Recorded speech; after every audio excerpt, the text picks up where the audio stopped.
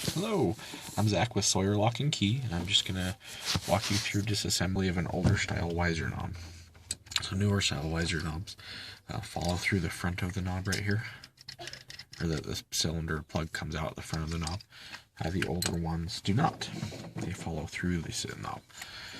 So I always forget these. I always have to remind myself when I can run across them, so I thought I would do a quick video for anyone who's going to work for me or anyone who needs help. So first things first, to recognize them.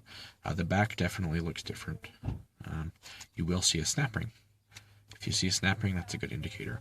Also, if you pull back on the tail shaft and you turn the cylinder plug to the right and it gets tight, that is your next indicator. If that's the case, this is definitely one of the knobs that comes out or follows right through the knob. So first things first, we're going to remove that snap ring that I pointed out on the back. So right there.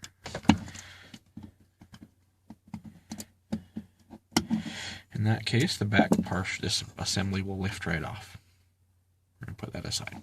Don't need it anymore right now. Okay, so now you'll see you can still pull back on the spring-loaded tail shaft. So what we're going to do is we're going to pull back, and we're just going to keep pulling backwards pressure, and we're going to turn counterclockwise to unscrew it. Ta-da! There we go. So in this situation, you can now, well, that will also remove once you get that snap ring off, but didn't worry about that. So now you can actually remove the plug from the knob. So we'll just follow that out real quick to show you. Just like that. So follower goes right through the knob. There's, I got my plug, and I already rekeyed this one. I didn't think to do a video until I got it all back together. So let's put that back in. Gotta find the top pins so I don't drop them down. And there we go. Cylinder works well. All right. So tail shaft is spring loaded. See, there's your spring. These tabs go into notches on the back of the plug to keep the tail shaft from spinning smoothly. This goes on this back, or these tabs engage these notches engage these tabs to keep this part from spinning freely. So what we need to do is we need to somehow be able to thread this on without engaging the tabs. So we need to push the spring load all the way forward. I like to use forceps for this. There may be a special tool I heard about, but I do not know.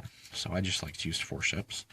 So what I'm going to do is I'm just going to use this forceps, push up nice and straight until it stops. I'm going to clamp down with the forceps. Just like that.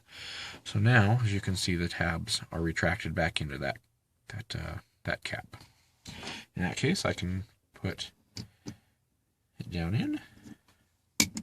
Oh, did I get it enough? I did.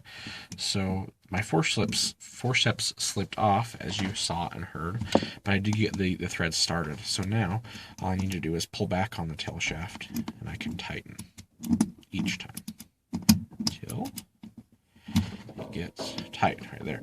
Then I'm going to loosen it off. I don't know, 2 clicks probably, and see how that feels. So I'll put the key in, turns freely, comes out freely. Bada bing, bada bang, bada boom.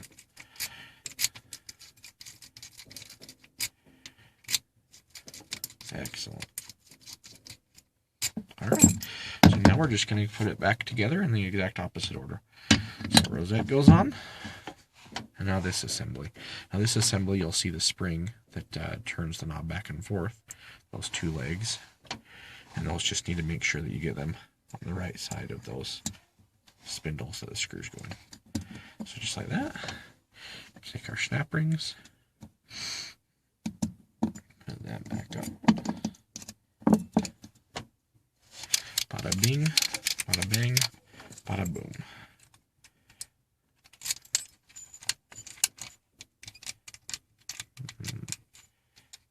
Okay. All right. Turns to the right only, just like a weiser. Shaft turning. And that's that. Thank you.